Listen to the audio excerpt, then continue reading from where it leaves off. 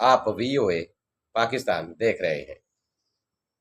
एक छोटे से मार्के में आपने देखा कि किस तरह भारत की पाकिस्तान की एयरफोर्स ने ठुकाई की।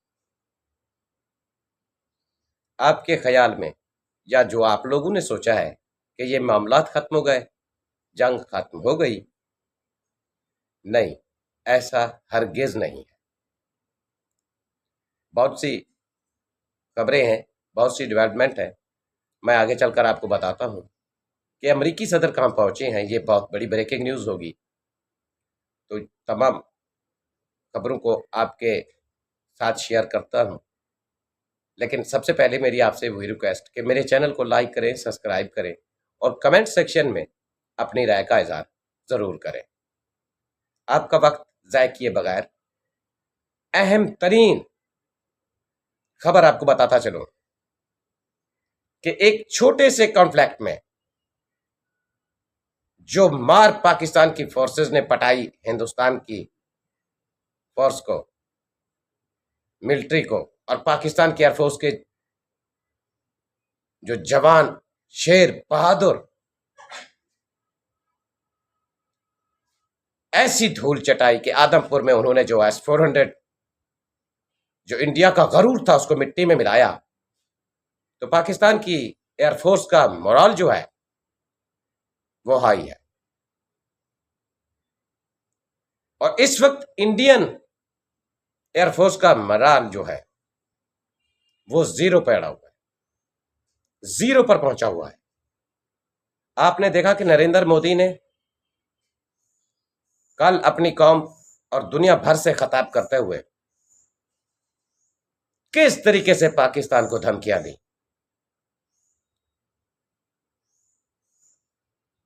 क्योंकि मोदी जितनी भी धमकियां पाकिस्तान को दे रहा था, ये ऐसी हालत तब होती है जब कोई शिकस्त खुर्दा आदमी, ऐसी हालत तब होती है जब कोई शिकस्त खुर्दा आदमी चीख रहा होता है। लेकिन पाकिस्तान को मोदी और हिंदुस्तान की पॉलिसियों और हिंदुस्तान पर बिल्कुल आंखें बंद करके बात नहीं करना चाहिए। हाँ, जो ये सीज फायर हुआ है इसको हिंदुस्तान न्यू नॉर्मल के तौर पर देख रहा है। उनकी अफवाज का मोरल नीचे चला गया है। इस वजह से नरेंद्र मोदी आदमपुर एयरबेस पर पहुंचे, मिलिट्री बेस पर पहुंचे। वहां पर अपने फौजियों की, अपने जवानों की हिम्मत अफजाई के लिए, मोरल बुलंद करने के लिए, हौसला बढ़ाने के लिए, क्योंकि पाकिस्तान ने ठुकाई जो इस तरह से की है, उनका S-400 जो था उसको धुस किया।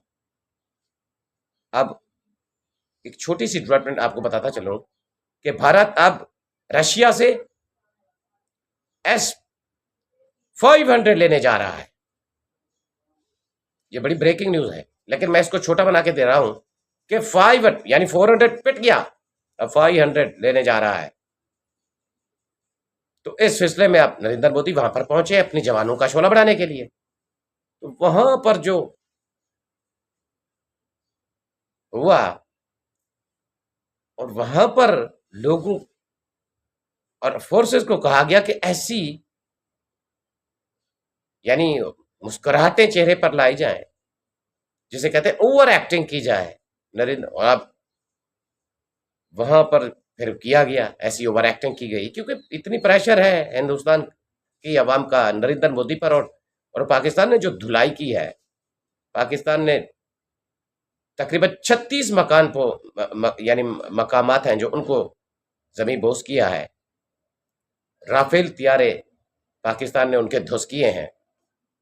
तो चीखें तो मोदी की बनती हैं। दूसरी तरफ से उंगली उठा उठाकर नरेंद्र मोदी जो ये वार्निंग कर रहा है, ये धमकियां दे रहा है, इस पर भी पाकिस्तान को खसूसी तौर पर नजर रखनी होगी। और मुझे उम्मीद है पाकिस्तान की इंटेलिजेंस बहुत तेज है।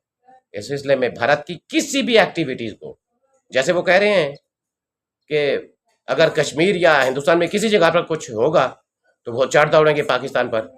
और इस बार जो मोदी कह रहे हैं कि इस बार जो चढ़ाई करूंगा तो मैं जबरदस्त चढ़ाई करूंगा। तो देखते हैं कि मोदी कितने बड़े पैमाने पर इस जंग को आगे ले जाता है या के खत्म करता है। इस बारे में हमारी तैयारी कितनी है। सबसे पहले मैं ये क्लिप आपको मोदी की सुनाता हूं। और मैं फिर दोहरा रहा हूं, हमने पाकिस्तान के आतंकी और सैन्य ठिकानों पर अपनी जवाबी कार्रवाई को अभी सिर्फ स्थगित किया है। आने वाले दिनों में हम पाकिस्तान के हर कदम को इस कसौटी पर मापेंगे कि वो क्या रवैया अपनाता। और आखिर में मोदी की एक क्लिप आपको और भी सुनाऊंगा कि असल में मोदी ने आज कहा क्या है। लेकिन उससे पहले आपको बहुत बड़ी खबर दे रहा हूं कि अमेरिकी सदर डोनाल्ड ट्रंप सऊदी अरब के दौरे पर पहुंच चुके हैं। वहां यूएई और कतर से भी वो दौरा करेंगे। लेकिन दूसरी तरफ जो झटका यमन की हौसियों ने, आपको याद होगा कि पिछले दिनों इसराइल ने यमन पर जबरदस्त अटैक किए। 20 तियारों ने जाकर बमबारी की, उनके एयरपोर्ट पर खड़े जहाजों को तबाह कर दिया। तो उन्होंने, यमन के हौसियों ने ऐलान किया कि वो अब इसराइल को मुकम्मल तौर पर नहीं छोड़ेंगे। दुनिया भर के जहाज जो इसराइल की तरफ जाते हैं उनको भी नहीं छोड़ेंगे, और अमेरिका को तो वो वैसे ही नहीं छोड़ेंगे। तो अब डोनाल्ड ट्रंप जैसे सऊदी अरब पहुंचे हैं तो उनको यमन के हौसियों ने अमेरिका का एक MQ-9 ड्रोन तबाह करके गिफ्ट दिया है। यह बहुत बड़ी खबर थी जो मैंने आप तक शेयर कर दी है।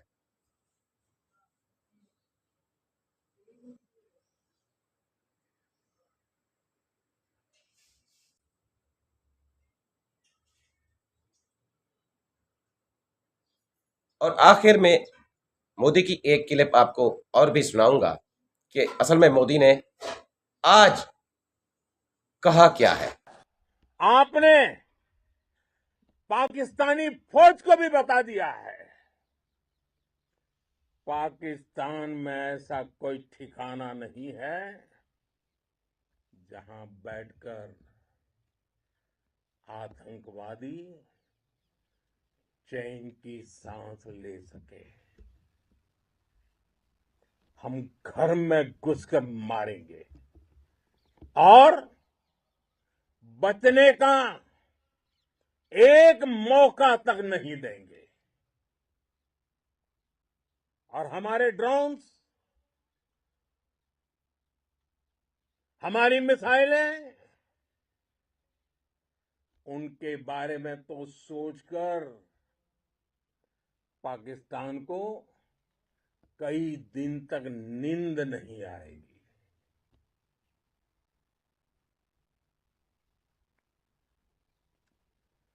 कौशल दिखलाया चालों में,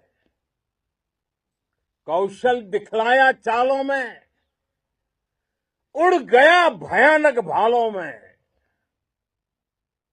निर्भीक गया वह ढालों में, सरपट दौड़ा करवालों में। ये पंक्तियां महाराणा प्रताप के प्रसिद्ध घोड़े चेतक पर लिखी गई है। लेकिन ये पंक्तियां आज के आधुनिक भारतीय हथियारों पर भी फिट बैठती है। मेरे वीर साथियों, ऑपरेशन सिंदूर से आपने देश का आत्मबल बढ़ाया है, देश को एकता के सूत्र में बांधा है, और आपने भारत की सीमाओं की रक्षा की है, भारत के स्वाभिमान को नई ऊंचाई दी है। साथियों, आपने वो किया जो अभूतपूर्व है। अकल्पनीय है, अद्भुत है। हमारी एयरफोर्स ने पाकिस्तान में इतना डीप आतंक के अड्डों को टारगेट किया,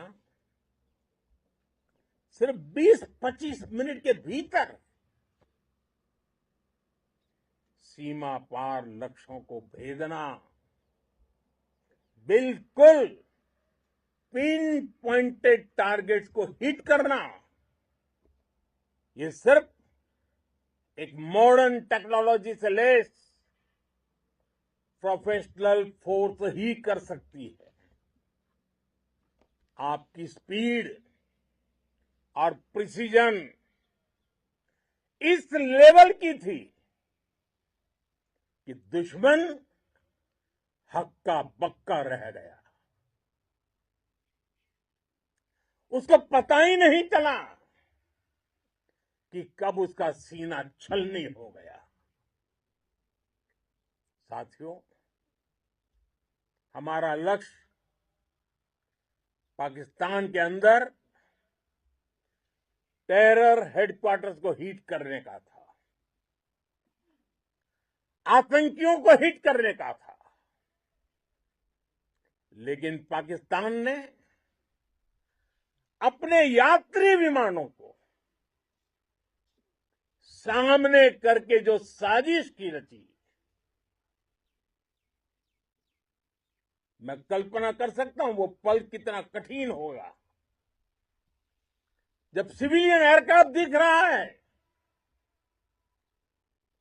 और मुझे गर्व है, आपने बहुत सावधानी से, बहुत सतर्कता से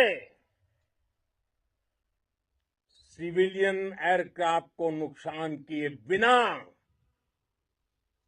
कमाल करके दिखाया, उसका जवाब दे दिया आपने।